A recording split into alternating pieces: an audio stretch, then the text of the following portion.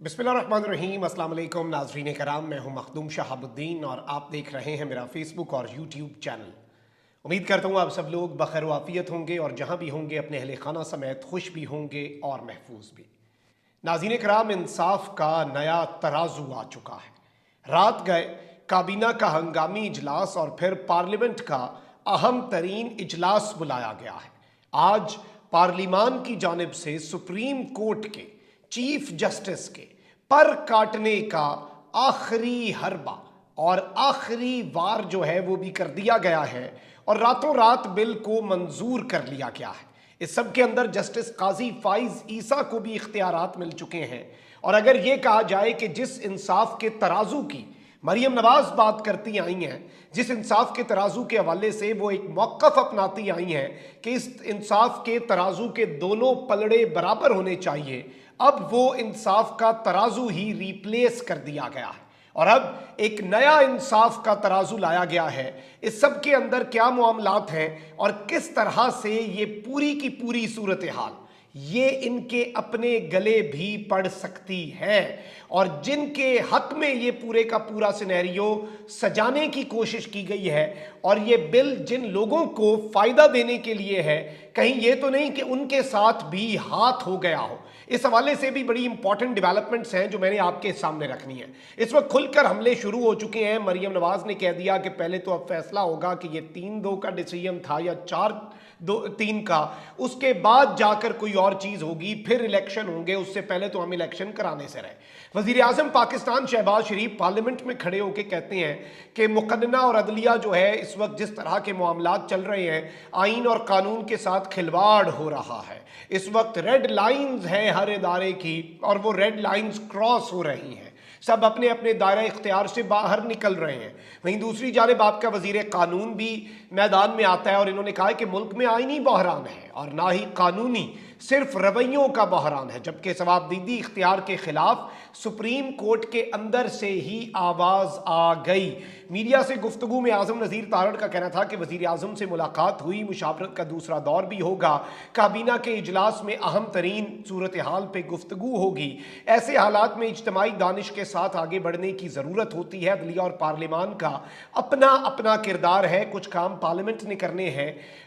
और जारी बात है कुछ काम हैं जो सिर्फ अदलिया कर सकती है। वजीर कानून का कहना था कि काबीना में कानून साजी से मुतल्लिक भी मुशावरत होती है, मुश्तरका फैसला ही माना जाता है और इस वक्त रवैयों का बहरान है, ना आइन का बहरान है ना कानून का बहरान है। अब ये चीज़ जो है ये एक बड़ी इंपॉर्टेंट चीज़ है और मैं समझता हूँ कि ये बड़ी ख़तरनाक भी साबित हो सकती है। हुकूमत ने चीफ जस्टिस ऑफ पाकिस्तान को मज़ा चखाने के लिए रातों रात सुप्रीम कोर्ट तरमीमी बिल 2023 की काबीना से मंजूरी ले ली, जिसके तहत सुओ मोटो का इख्तियार अब अकेले चीफ जस्टिस ऑफ पाकिस्तान के पास नहीं होगा, बल्कि चीफ जस्टिस और 2 सीनियर जजेस मिलकर फैसला करेंगे कि सुओ मोटो नोटिस लेना भी है या नहीं लेना। यानी कि 3 लोग होंगे तो ऑब्वियसली 2-1 का डिसीजन होगा या 3-0 का डिसीजन होगा, तब ही जाकर ये मामला होगा। और इस सारी की सारी सूरत हाल के अंदर ये चीज़ बड़ी इंपॉर्टेंट है कि सीनियर मोस्ट जजेस जो हैं वही फैसला करेंगे, एक अकेला चीफ जस्टिस सुओ मोटो नहीं ले सकेगा। ये एक बहुत बड़ी डेवलपमेंट है। अच्छा, अब नाज़रीन इकराम, मैं आपको ये भी बता दूं कि इस वक्त जारी बात है सीनियर मोस्ट जज तो आपके chief justice of Pakistan justice Umar Ata Bandial हैं। दूसरे नंबर पे सीनियर मोस्ट जज हैं जस्टिस काजी फाइज ईसा। उसके बाद आते हैं सरदार तारिक मसूद। अब ये जो 3 जज हैं, अब यानी नए मुसव्विदे के मुताबिक अब बहुत सी चीजें और भी हैं। सुप्रीम कोर्ट भी इसकी राह में रुकावट भी बन सकता है, सुप्रीम कोर्ट इसे उड़ा के भी रख सकता है, लेकिन जाहिर बात है मामला बहुत ज्यादा मुतनाज़ा भी हो सकता है। अब यहां पर मैं आपको ये भी बता दूं कि जस्टिस काजी फाइज ईसा सीनियरिटी लिस्ट के मुताबिक 17 सितंबर 2023 को पाकिस्तान के 29th चीफ जस्टिस होंगे। अच्छा, जबकि सरदार तारिक मसूद फाइज ईसा साहब की रिटायरमेंट से पहले ही रिटायर हो जाएंगे, तो जस्टिस काजी फाइज ईसा के बाद जो अगले साल से जो अक्टूबर आएगा, जस्टिस काजी फाइज ईसा तकरीबन 1 साल चीफ जस्टिस रहेंगे। उसके बाद जस्टिस एजाजुल एहसन जो हैं वो सीनियर मोस्ट जज होंगे, ये 4थे नंबर पे हैं फिलहाल। लेकिन जहां तक इस सुओ मोटो के इख्तियार का मामला है तो फिलहाल at this very moment justice Umar Ata Bandial, justice काजी फाइज ईसा और सरदार तारिक मसूद, इन तीन के पास इख्तियार होगा। अब यहां पर जाहिर बात है आपको एक चीज बड़ी वाज़े पता है कि जस्टिस काजी फाइज ईसा की बेंच में शमूलियत ना हो तब भी बहुत से लोगों को बुरा लगता है। जस्टिस काजी फाइज ईसा ने बेंच के ऊपर सवालात भी उठाए थे। विफाकी काबीना ने अदालती इस्लाहात तरमीमी बिल का मुसव्वदा मंजूर कर लिया। वज़ीर आज़म शहबाज शरीफ की ज़ेर सदारत विफाकी काबीना का इजलास जारी रहा, जिसमें अदालती इस्लाहात तरमीमी बिल का मुसव्वदा बाज़ाब्ता तौर पर मंजूर किया गया। ज़राए के मुताबिक तरमीमी बिल के मुताबिक अज खुद नोटिस का फैसला 3 सीनियर जजेस करेंगे। 3 रुकनी सीनियर जजेस की कमेटी अज खुद नोटिस का फैसला करेगी। तरमीमी बिल के तहत अज खुद नोटिस के खिलाफ अपील का हक होगा और 30 दिन में अपील दायर हो सकेगी। अपील को 2 हफ्तों में फिक्स किया जाएगा, यानी मामला तूल ही पकड़ता जाएगा। अगर अज खुद नोटिस भी ले लिया, उसके खिलाफ भी अपील होगी कि यह अज खुद कैसे ले लिया है। ज़राए के मुताबिक काबीना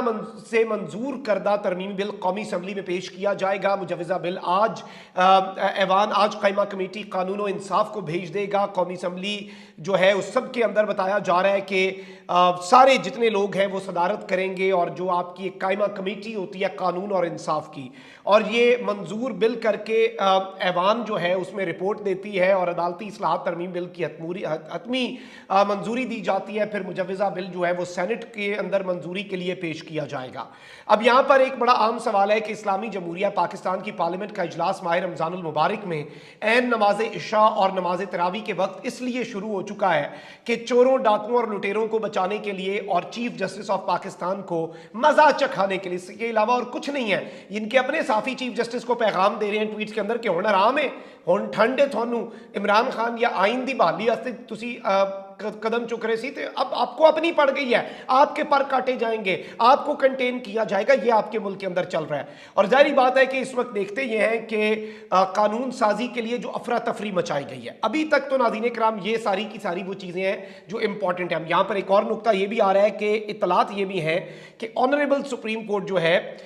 उसके अंदर ये चीज़ बड़ी इंपॉर्टेंट है कि सुप्रीम कोर्ट ऑफ पाकिस्तान अपने रूल्स के अंदर क्या खुद तब्दीली करता है या ये पार्लियामेंट करती है। उसमें ये एक भी जो बहुत से लीगल एक्सपर्ट्स हैं वो कह रहे हैं कि ये जो रूल्स जिस तरह के होते हैं, जो प्रोसीजरल मामलात होते हैं कि सुओ मोटो कैसे लेना है, बेंच कैसे बनना है, बेंच की तश्कील कैसे होनी है, ये सारे का सारा मामला जो है ये सुप्रीम कोर्ट का अपना फुल कोर्ट करता है और सुप्रीम कोर्ट खुद अपने रूल्स जो हैं उनके ऊपर नजरसानी करता है। लेकिन मैं ये जाती तौर पे समझता हूं कि इस वक्त जो ये कानून साजी की जा रही है ये क्लियरली एक मैसेज है, ये क्लियरली एक आप कह लें कि clear supreme court of Pakistan और चीफ जस्टिस को यह पैगाम दिया गया। जाहिर बात है अब ये इख्तियार जस्टिस काजी फाइज ईसा के पास भी आ चुका है और इस सब के अंदर ऑब्वियसली सदर से मंजूरी, भी बहुत से मामलात होंगे। ये मामला सुप्रीम कोर्ट के अंदर, यही सुप्रीम कोर्ट को इस वक्त कर्टेल करने के लिए, सुप्रीम कोर्ट को कंट्रोल करने के लिए, सुप्रीम कोर्ट को ये मैसेज देने के लिए कि हमारे साथ कुछ करोगे तो ये करेंगे, अगर मजीद कुछ करोगे तो अगली दफा आपकी बेंच के तश्कील का इख्तियार आपसे ले लेंगे, फिर कुछ करोगे आपके ये मामला। आप देखें नून लीग का रवैया कि ये कहते हैं इन्होंने, मतलब इस तरह का निज़ाम है कि पब्लिकली आके शर्म भी नहीं है। ये इनके बंदे कहते थे पिछले दिनों में 4-5 महीने पहले की जब बात है कि जी जो जज साहिबान है ना, हमारे पास इन सब की फैमिलियों और इनकी करप्शन के सबूत हैं, अगर इन्होंने हमारे हक में फैसले ना दिए तो हम लंदन से एक प्रेस कॉन्फ्रेंस करेंगे और पूरी जुडिशरी हिल जाएगी। ओ भाई,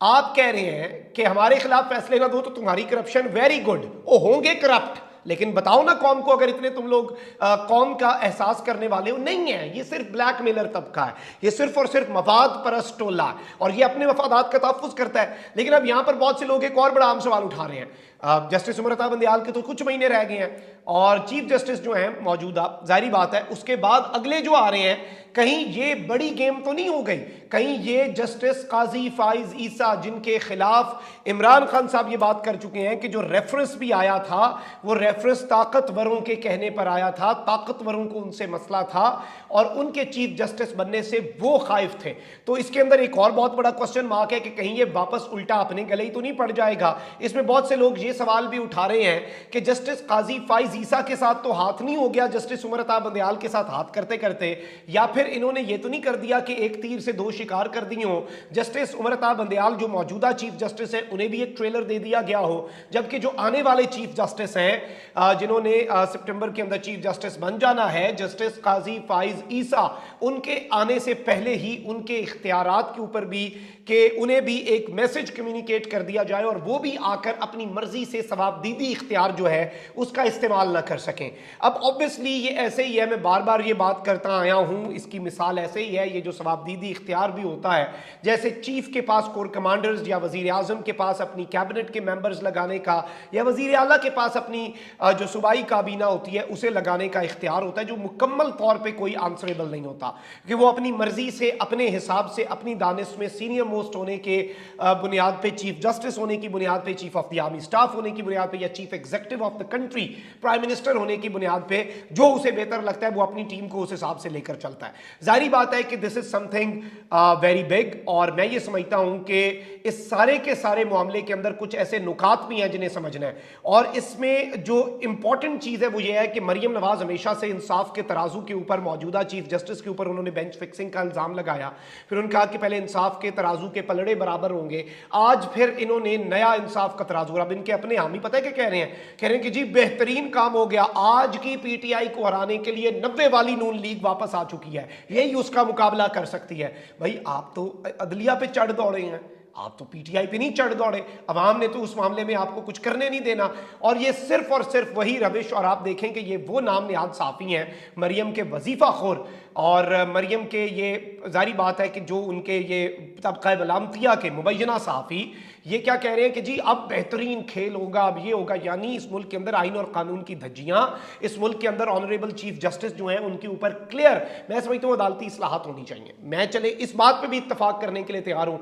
कि 3 लोगों के पास इख्तियार, फर्दे वाहिद के पास कभी इख्तियार नहीं होना चाहिए, ठीक है, well and good, but look at the timing, आप टाइम चेक करें, ये क्लियरली अंधे को भी पता है, ये सबको नजर आ रहा है, आप सड़क पे खड़े करके आज किसी बच्चे से पूछ लें ये क्यों किया जा रहा है, वो आपको बताएगा कि इसकी टाइमिंग जो है वो हमारी ऑनरेबल जुडिशरी को ब्लैकमेल करने का एक इंतहाई भोंडा टैक्टिक है जो ये अपना रहे हैं। अपना बहुत ख्याल रखें। अल्लाह निगहबान पाकिस्तान।